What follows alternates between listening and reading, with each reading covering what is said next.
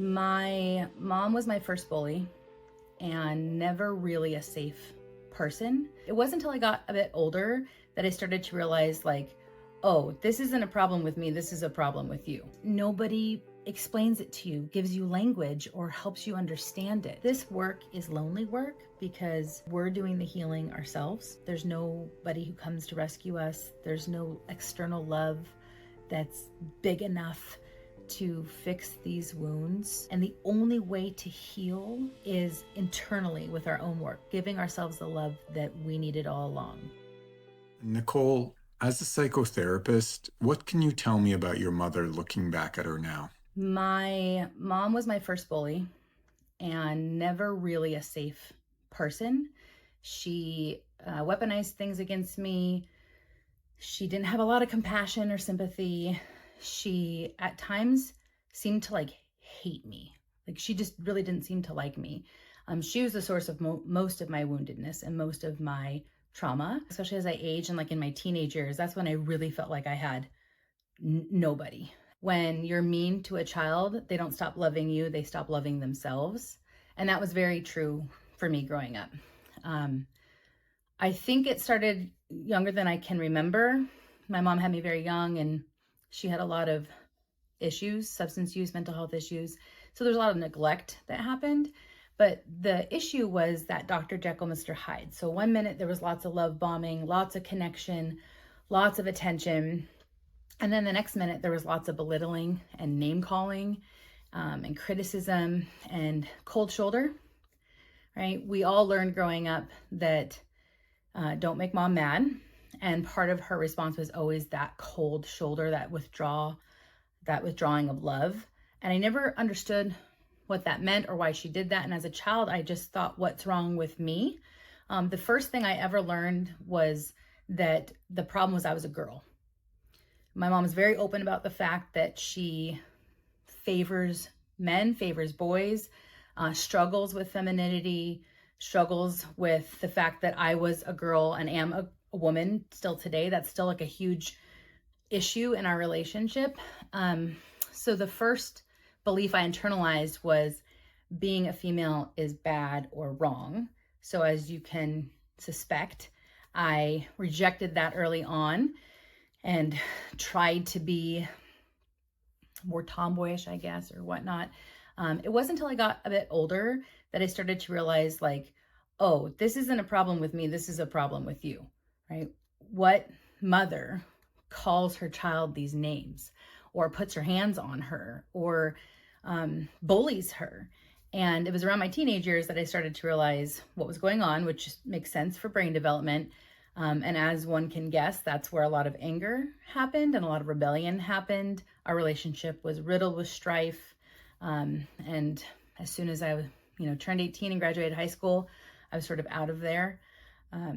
And it took me years to really understand the impact of her behavior on my sense of self, my core beliefs, my relationship with my gender, and to begin working through that and healing that.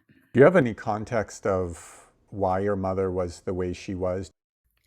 Yeah, and that's part of the thing that's been really helpful. Learning about a person and their past helps explain their behavior. I always tell people an explanation is not an excuse, because that can be really hard, especially toward our parents, because we don't want to think that they don't love us or that they hate us. So we're looking for that answer. And I learned a lot about my mom as I got older. She had a very, very rough upbringing. Her parents were very abusive and neglectful. She was raised in extreme poverty. And in so many ways, she moved the generations forward, right? Comparatively, she was 10 times the mother that her mother was, and she provided 10 times the life that she had. We had a roof over our head and we had clothes on our back, decent clothes, and we had good food and we took vacations and had good holidays and things that, she'd never experienced. And so in that way, there was so much good that came from her past, where she did what I think a lot of us try to do, where we have that, like, I'm never going to be like that, right? I'm going to be different. And her focus was largely on the poverty side. She wanted her children to have her own room. It was non-negotiable that I was going to college. She was very hard on me academically, which I'm grateful for. But then there was the areas that she didn't heal from, or didn't address, or didn't understand. And that largely had to do with like secure attachment, connection, loving your children, being kind, caring, compassionate. And, as a child, while I'm glad that she pushed me and it drove me to pursue education, not having those things, not having a secure attachment, not having that love and compassion really takes a toll and leaves a very deep wound. You've written an incredible book called Reparenting Your Inner Child, in which you say that too many people are suffering in silence and confusion because they are living with trauma-related symptoms and do not realize it. What are some of these symptoms, and what should you do if you see them in yourself? So the list is very long. Trauma-related symptoms, I typically break into categories based on the trauma responses that we had as a child or may still be having now. So for example, if your trauma response, your go-to trauma response as a child was fawning, you would have trauma-related symptoms like people pleasing, walking on eggshells, being hypervigilant, prioritizing people's emotions before your own, lack of boundaries, maybe codependency, an anxious attachment style. Um, Whereas on the flip side, if your trauma response as a child was to flee, to run away and hide, withdraw, you might be super hyper independent. You might isolate. You might call yourself a hermit, struggle with relationships, and want to cut and run a lot in life. Maybe quit that job at the first sign of conflict, or end that friendship the first time you feel like they don't like you. So it really depends, right? So I like to break it down by trauma response to look at symptoms.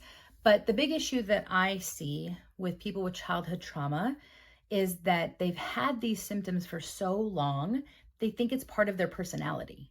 They just think like, oh, I'm just a caretaker, right? Not to say that people aren't caretakers, but we get it mixed, we get it twisted, and we don't understand.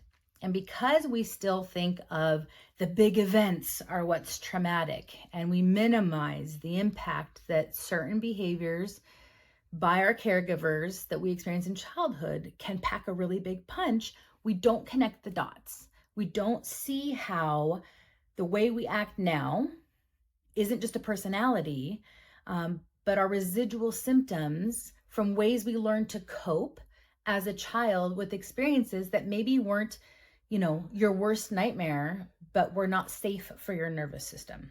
What is the flop trauma response, and how is it different from fight, flight, freeze, and fawn? Good question. This is one that's not still widely recognized, and it's not accepted by the entire mental health community yet. Hopefully that it gets there. But I like to talk about it because many people find that what they experienced and how they reacted can't be explained by the fight, flight, freeze, fawn. So the flop trauma response is exactly what it sounds like. Sometimes it's called the faint response, and sometimes people do faint. So if you think about somebody being startled and scared so bad, right, that they just faint. When you think about what's happening physiologically in the body, that helps explain the flop trauma response. So whereas with fight or flight, and sometimes freeze, those are very activating trauma responses, right? Our heart is pounding, our blood is rushing, we might feel really hot, our breathing gets heavy, things like our vision gets really like hyper focused, our hearing gets more acute, right? Those are associated with those trauma responses because they're so activating to our system. Flop is the exact opposite of that. Flop is when things like our blood pressure drops, which is why we can faint. Our heart rate slows tremendously. Think of a possum that is playing dead, right? They're not playing dead. When you look at them in that state, their heart rate slows so much that a predator can't detect that it's actually beating, right? So it's very similar. Our blood pools to our extremities, or from our extremities to our central organs. So we get really cold or shaky, our hands and feet get really cold. Sometimes we get tunnel vision. And this is sort of where dissociation lives, right? So we can dissociate where we start to feel checked out from reality, like maybe we're daydreaming, we're zoning out, or to the point where we start to feel detached from our body. Some people express feeling like they were floating above their body. And the thing to know about flop is that it's the trauma response that your brain picks when it senses that there is um, inescapable pain. And that can be mental, emotional, or physical. Our brain doesn't really differentiate. And there's no way out. We can't fight our way out. We can't flee or flight our way out. And so all that adrenaline, cortisol is not really useful. So instead, it shuts us down. And the whole point of that trauma response is to simply survive whatever it is you're about to experience, right? To just make it through. So it can be a deeply triggering trauma response to talk about, because a lot of the people I've worked with that have experienced it in situations that are hard to recall. But that is also not always the case. Sometimes we have that trauma response and for reasons we don't really understand, like maybe there was no physical imminent danger that was happening. And it can take a really heavy toll on our nervous system, because a prolonged state like that can cause a lot of mental, emotional, physical issues.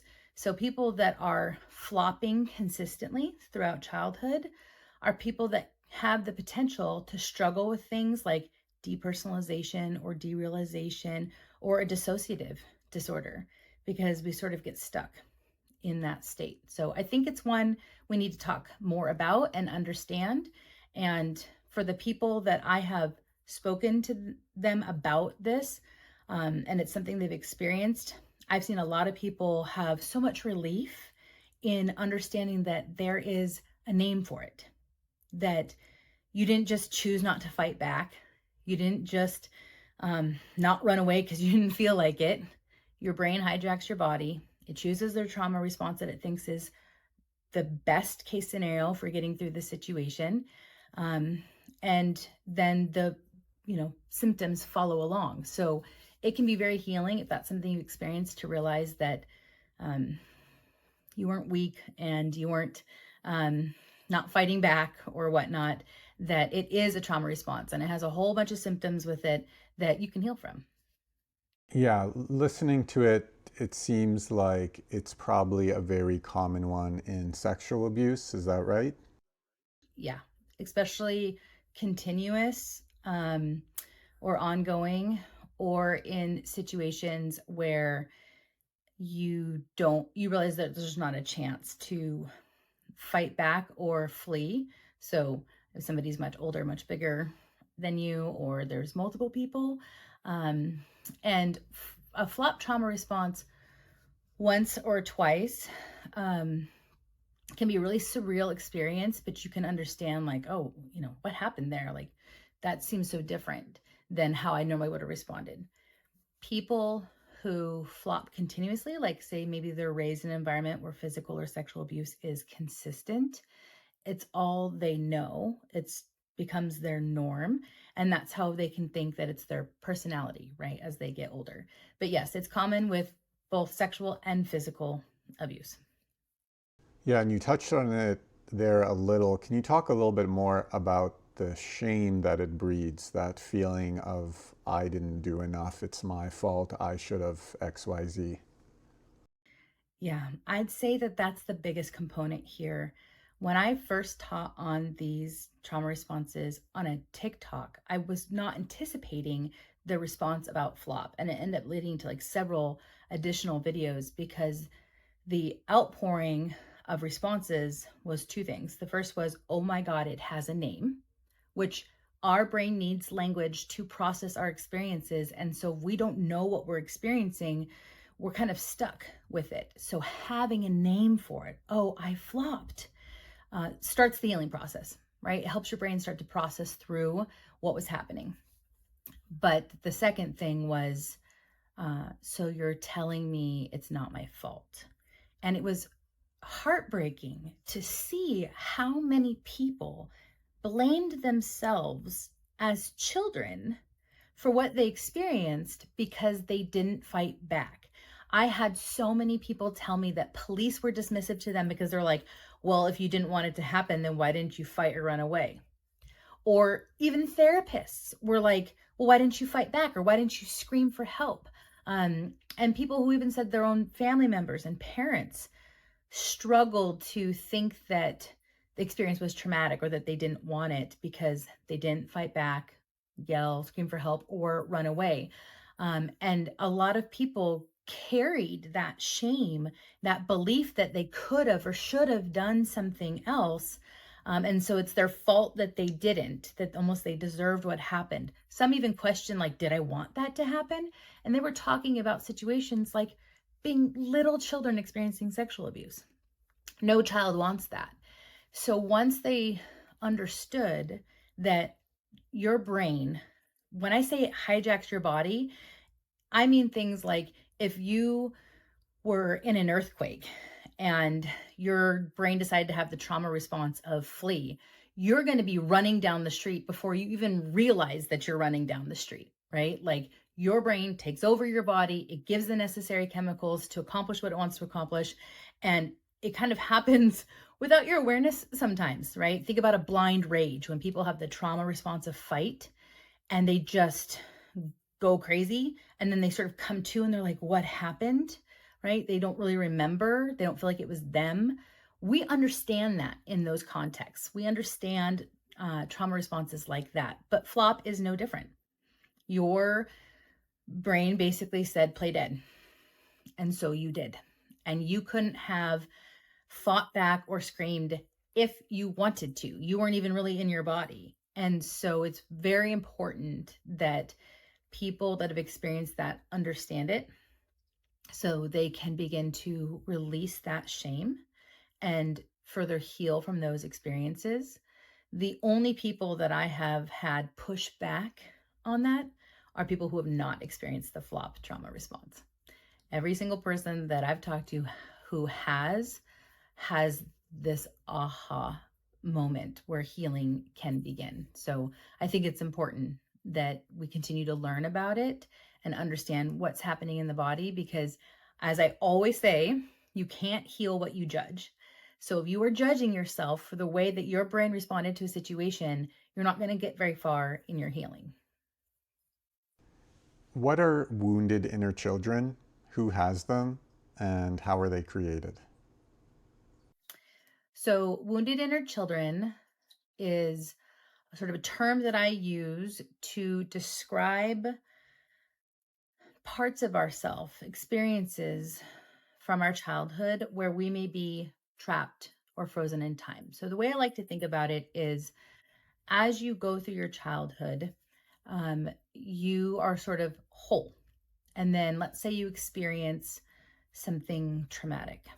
You get lost at the grocery store and you can't find your mom and you're terrified, right? And then your mom finds you and maybe she's mad, but also relieved and is like, come on, let's go. And she doesn't talk to you about it. You don't really feel like you can cry about it because you feel like you were in trouble or you weren't supposed to do that. And you sort of move on. Think of it like a piece of you, that 3-year-old you gets stuck in that moment, hiding behind the shelves of the grocery store, terrified, and you move on without her, right? We have lots of experiences like that in our childhood. So that's why I call them wounded inner children. Instead of singular child, I tend to say plural because I find that it's easier to kind of compartmentalize it and go, oh, there's 3-year-old me lost in the grocery store. And then there's 5-year-old me who was sent to my room for breaking a dish. And I just remember crying alone, not understanding what I did wrong or why they're mad. And then there's 8-year-old me, right, that got hit, and there's 10-year-old me that got shamed or whatnot, right? So it helps you sort of identify these moments in time where it's not about the severity of the event, it's about how it impacted you and how it was dealt with. Because the thing that we understand about trauma and what traumatizes us isn't so much the severity of an event, but how it impacts us internally and then how it's handled. And this is really important because a lot of people go, oh, well, I wasn't beat, I wasn't hit, I wasn't starved, I wasn't neglected, so I don't have wounded inner children. And that's not the only thing that counts. But if you think of it through the lens of what impacted me as a kid that I maybe never really dealt with, or my parents didn't help me with because they didn't even know, or they didn't know how. And so we call them wounded inner children so that we can remember to respond and treat them like children. I think that everybody has wounded inner children because I don't really know anybody who gets through childhood unscathed. Even if you have a perfect home life, things happen in childhood. Maybe you get bullied, or you don't make the baseball team, or you go through a natural disaster, or you move a lot as a family. There's always something, because that's just the nature of life, right? We're not saying everybody's broken. We're just saying that wounds happen and sometimes they don't get healed. And we're going to call them wounded inner children because we tend to be very hard on ourselves as adults. We talk to ourselves in ways that we would never speak to a child or our own children or a friend that way. And if we try to approach these wounds in maybe the same way we've been treating ourselves, or like we would talking to another adult, we tend to be less understanding, less compassionate. We tend to project our adult mindset back into childhood. So if you've ever said things like, I should have known better, I shouldn't have done that because like I knew better than that, or it wasn't my parents' fault, they just didn't know any better, I should have known better. We are projecting an adult mindset into childhood.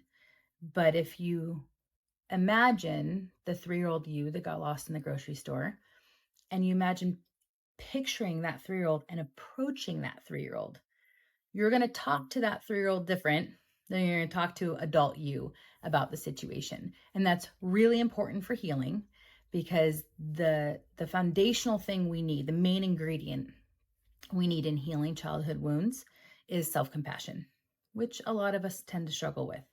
But if you think about how you talk to a 3-year-old who's terrified, who got lost in the grocery store, you're going to make more progress than if you're talking to you, grown up you, the way you're used to treating yourself. What are some forms of abuse that people might not recognize as such from their childhood, or think that's just the way my mother or father was? Yeah. So we all know the big ones, right? Physical abuse, sexual abuse. And even with physical, there's a lot of discrepancy. There's a lot of argument over what counts. Some people say spanking's okay, or a slap across the face when they're older. I tend to tell people, if you wouldn't do it to an adult today, right? If you're talking with your best friend and she cops an attitude with you, if you're not going to smack her across the face, why are you smacking a child across the face? We tend to treat adults different than we treat children. But we are aware of physical and sexual abuse. We're becoming more aware of things like verbal abuse and emotional abuse, but even then it starts to get a little tricky. But the two types of abuse that people miss the most are psychological and neglect. And I teach on neglect a lot because it's the trickiest one. Neglect is not what happened to you. It's what didn't happen to you. So a lot of times when we're reviewing our childhood, trying to find unhealed wounds or wounded inner children, we're looking for a moment in time, an experience to point to. But with neglect, there's no experience. There's no moment. Whereas like, if you remember like, oh, I remember when I was 5 and my dad spanked me, you can point to that. But neglect is what didn't happen. And what a lot of people don't realize is neglect isn't just physical. Like obviously there's severe cases of neglect, like not feeding your children, leaving them home alone for very long periods of time, But there's emotional neglect. You're crying and upset, and your parent withdraws, gives you the cold shoulder, doesn't comfort you. There's psychological neglect. You're confused and overwhelmed as a child trying to make sense of your experience, and nobody explains it to you, gives you language, or helps you understand it. And these pack a much bigger punch than people realize. There's been research done looking at like what's the most severe form of abuse in terms of how it impacts the brain and brain development. And everybody still jumps to physical abuse, sexual abuse, but the research says something else.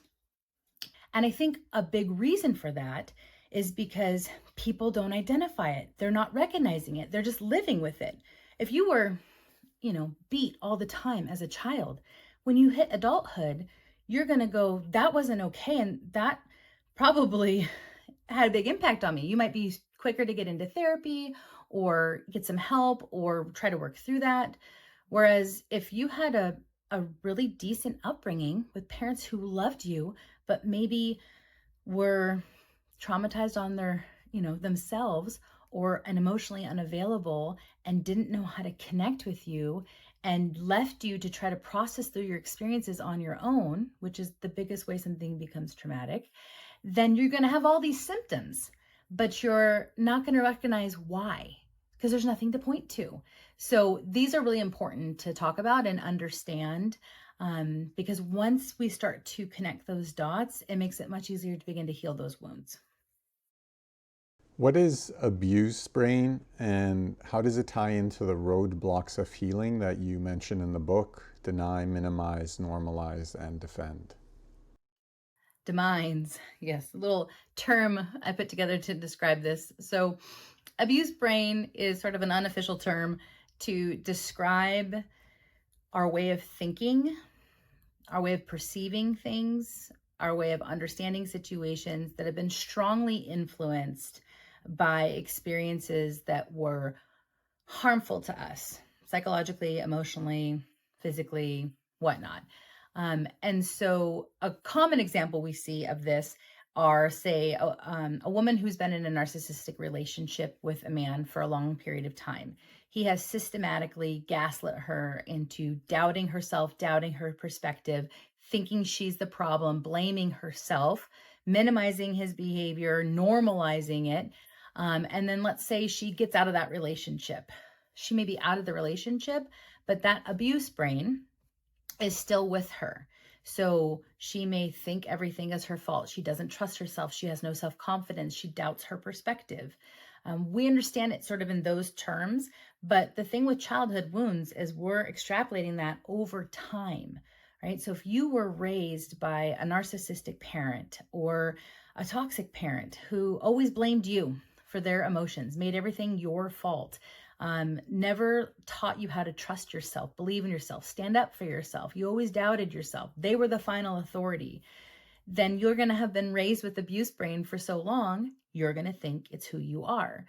And I coined the term demines to help explain to people what they're likely going to experience as they begin the healing process with these childhood wounds.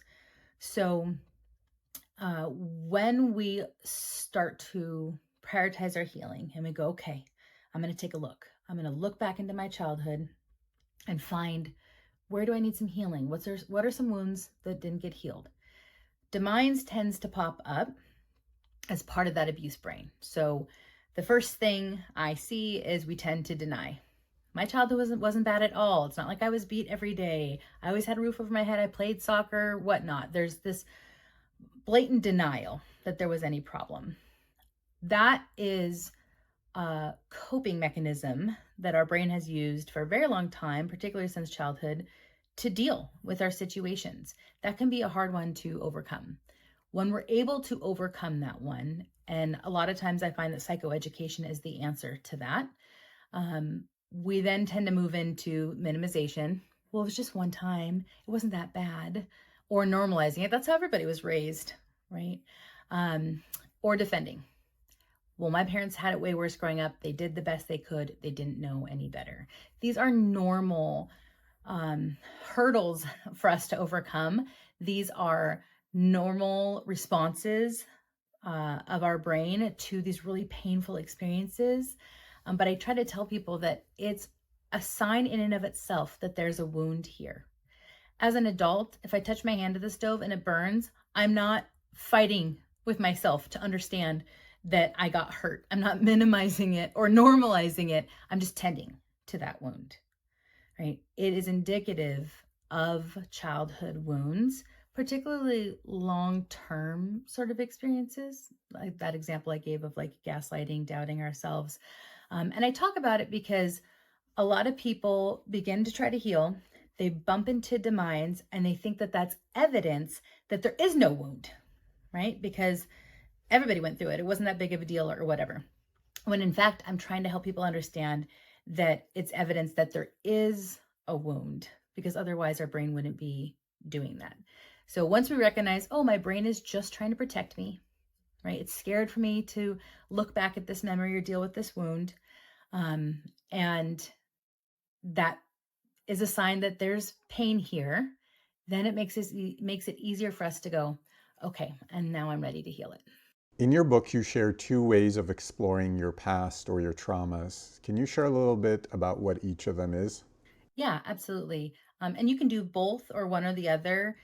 And there's more ways, I'm sure, but I gave two to try to help people depending on where they're at in their healing journey and depending on how their brain works. So the first way is to create a timeline, like literally grab a piece of paper and draw a line um, from birth to maybe early adulthood. And then on that line, mark where you can remember experiences that you feel were hurtful for you. It does not matter if other people told you it wasn't. It does not matter if it wasn't that big of a deal. The important part of this exercise is you're learning to trust and validate yourself. So you just make the mark, right? You're not going to get in trouble and no one's going to discredit you. This is just for you. So you make the mark. And I tell people, like, put a little note, like maybe age if you can remember it, or a detail, a single word that helps you recall what that is. For some people that had very chronically dysfunctional or abusive childhoods where they're like, there would be a tick mark on every spot of that line. I tell them to break it into categories based on stages of development, which is something else I talk about in the book. It's a way of breaking up our childhood based on where our brain is at, and sort of categorize it like that to help simplify it. This exercise is powerful because the vast majority of people I've worked with that do this go in thinking they'll have a few tick marks, a couple things they can think of, and by the end of it come out with much more than they anticipated. That in and of itself is healing because they're able to go, oh, more happened than I have allowed myself to realize. So I guess it makes sense why maybe I'm so anxious or so stressed or have these symptoms, which leads to the second way to sort of reflect on our childhood wounds. And that's what I call backtracking symptoms. Some people don't have a lot of memory about their childhood, or recalling memory can be complicated, or they're not ready to go back there and look at it directly. That's okay, right? You don't have to do that. You can start with right now, where you're at, and sort of walk yourself backwards. So this has a lot to do with understanding what trauma-related symptoms are and realizing that they're not personality traits, and sort of assessing yourself for them. And I have a free worksheet that goes along with the book that lists a ton of trauma response symptoms to help people start to recognize and see. So you can take that sheet and circle all the symptoms you feel like you struggle with. And then you start working backwards to, how long have I had this? When's the first time I can remember feeling this way? Like, where did this come from? Because we weren't born with these trauma responses. We weren't born people pleasers, right? And so either way provides an opportunity for you to start to connect the dots between what happened then and how you are now, while getting comfortable looking back on your childhood through this lens, which in and of itself is healing because you're now validating the memories. And sometimes that allows you to connect with the emotion, which you can begin processing, or you properly label the experiences instead of Oh, that sucked. We're now saying that was traumatic. Instead of saying, oh yeah, my dad just yelled a lot, we're going, oh, he was verbally abusive. And that language is important for healing. So both ways are helpful. I have lots of people who do both, but I always say start with what you're most comfortable with. When it comes to the voice inside our head, what's the difference between character and programming? Ooh, good question.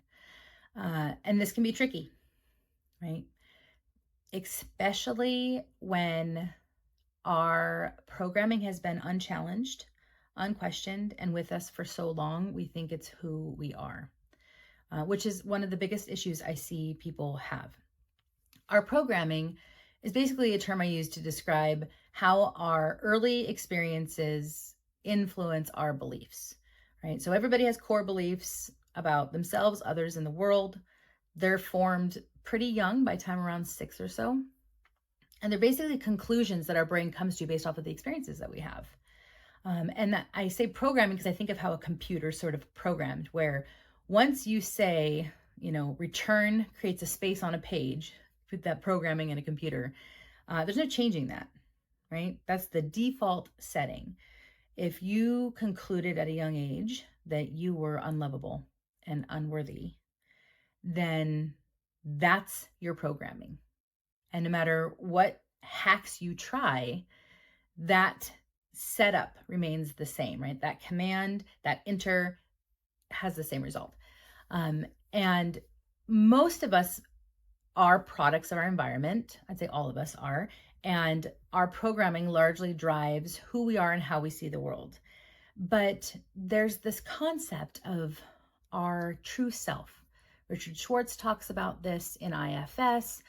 They talk about this in whole brain living. There's lots of different therapies to discuss this concept of your true self, who you really are, without all the pain and woundedness and issues and maladaptive programming and whatnot, right? And one of the quickest ways to sort of decipher what might be programming and what might be your character is looking at how it makes you feel. We often think things like, I've always believed I'm unlovable. I was told I was unlovable, so it's true. It's just true that I'm unlovable. But that thought causes tremendous pain. That is an indicator that that thought, that belief is coming from your programming, not from your character, your true self. Now, for people who were raised and in ways that had them conclude that they are lovable, they are worthy, that people are good and the world is safe, that tends to internalize in a way that aligns with their character. And so they're like, I am my programming, I'm a product of my environment.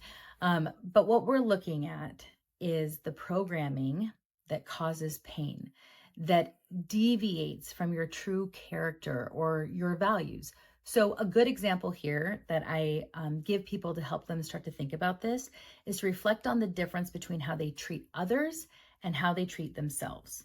I tend to say that we treat others according to our character. We treat ourselves according to our programming.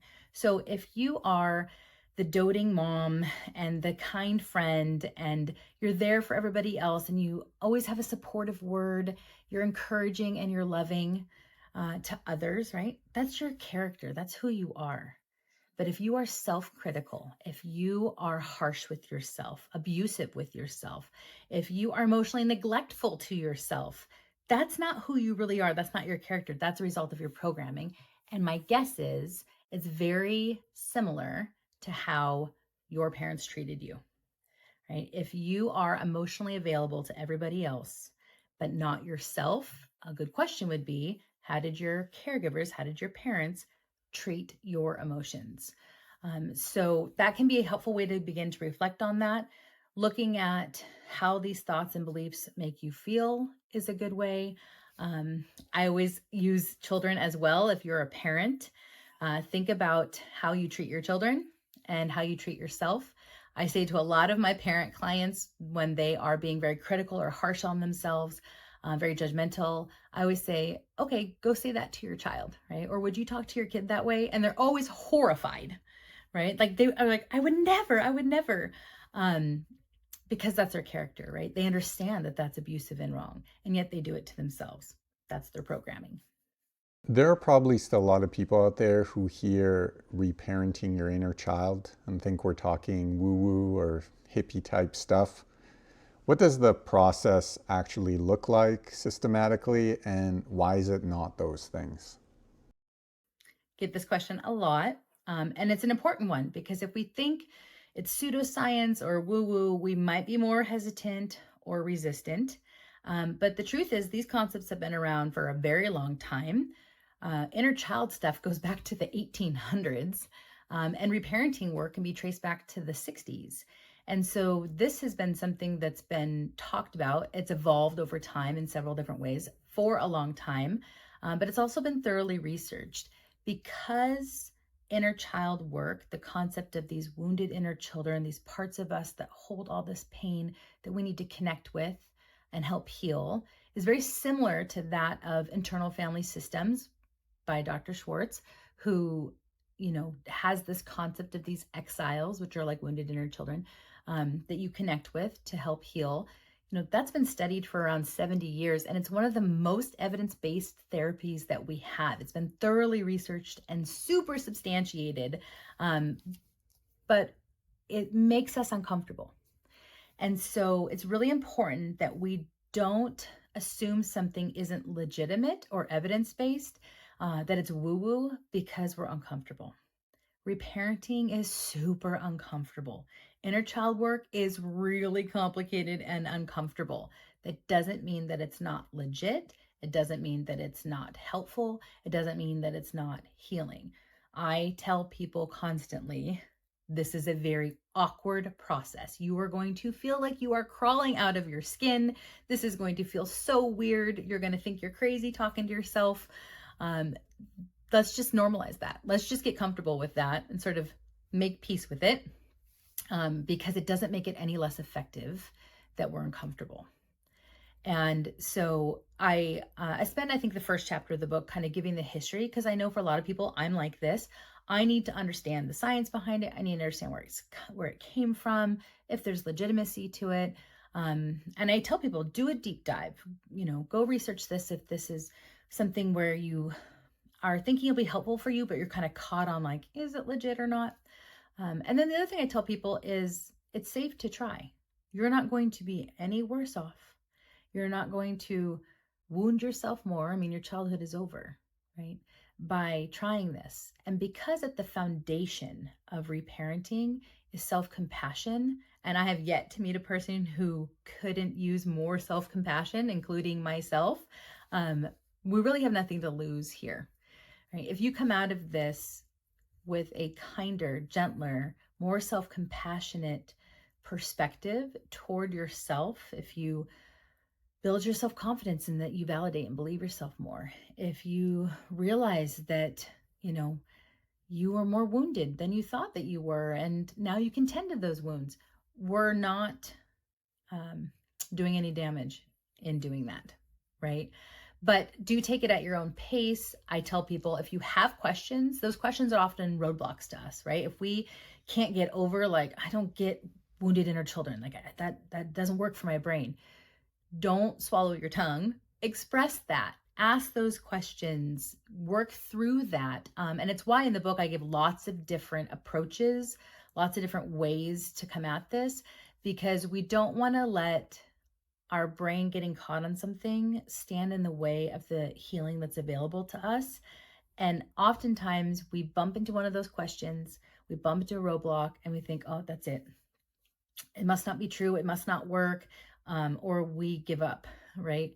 Whereas the process of advocating for yourself, saying, I don't really understand this, speaking up and asking questions, taking your time and going, I need to go a lot slower than this, that is reparenting. That is part of the healing process and provides so much healing, but people don't understand that that is reparenting.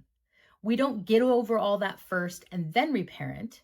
If no one believed you growing up, or no one cared about your questions, if you were a child that was supposed to be seen and not heard, and you start just going, no, wait, I have a question, or wait, I don't get this, you are already in the process of reparenting because you're treating yourself different than the ways you were treated in your childhood.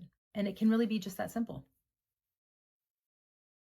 And finally, if somebody is undertaking the reparenting their inner child process for the first time, what are the most important things that they should remember or think about as they're going through it? That's a good question. Um, the first I would say is honor yourself. Right? If you have wounds from your childhood that are there, they're not going anywhere. So it doesn't matter if you take your time, if you take breaks, if you go slow, because it's really important that we understand that we're not trying to just get this done. Reparenting isn't something that it's not a course you take or a worksheet you complete and then you're done. Reparenting is a relationship with yourself that continues on for the rest of your life. So it's important to honor yourself, respect where you're at, ask for what you need, take your time. The second thing is boatloads of self-compassion. Even with the people I work with who are like, okay, yeah, I'm going to be self-compassionate. It's sneaky how that inner critic can sneak in, that self-criticism, doubt can sneak in. Even if we're connecting with a wounded inner child and we're being kind and compassionate toward 5-year-old us, we snap out of that and we're right back to criticizing ourselves. So I say make it a huge priority. Even if you're like, I'm not ready to connect with wounded inner children, I'm not ready to talk to myself like that, practicing self-compassion, practicing validating your emotions or honoring yourself or advocating for yourself, believing yourself, is all part of the healing process, all part of the reparenting process. And we really aren't going to get very far without it. I've had some people who are like, I don't need that self-compassion stuff. Let's just heal these wounds. And we end up hurting ourselves more, re-traumatizing ourselves, or further sort of breaking trust with ourselves because we're treating those wounded inner children in the same ways that originally wounded them. And then lastly, I would tell people to remember that like you're not alone. This work is lonely work because we're doing the healing ourselves. There's nobody who comes to rescue us. There's no external love that's big enough to fix these wounds, right? We could be with the best partner in the world who worships the ground we walk on and loves us unconditionally. But it doesn't change that 4-year-old us was rejected by a parent or abandoned or neglected. And the only way to heal those wounded inner children is internally with our own work, giving ourselves the love that we needed all along, talking to ourselves in the way we needed to be spoken to. And so that can feel very lonely and very disappointing. A lot of people are like, man, I was just really hoping somebody would come along and fix it all. But in understanding that while the work can be lonely, you are not alone, can be helpful. There are so many of us, myself included, who are doing this work. And when we find community, when we find people on this journey with us, it is not only such a breath of fresh air because you realize like, I'm not alone in this and I'm not crazy and this is real. We find support and encouragement and it helps us keep going. So even though the work is lonely, you are not alone. And if you're feeling alone, I encourage people, go find community. Find the places where people are doing this work. Reach out to people. I say all the time, I said it in my book and I tell people like, email me. I've had lots of people, random people who've read the book, email me with questions and such, because that sense of connection is really important when doing such individual work. Thank you so much, Nicole. As I've told you before, I think you've written a generationally important book that literally everybody should read. The world would be a better place if they did. So thank you for that and for all the work you continue to do to help people heal within our community. Oh, thank you, Will. I appreciate it. And I'm just happy to be a part of such an important movement. So I appreciate the kind words.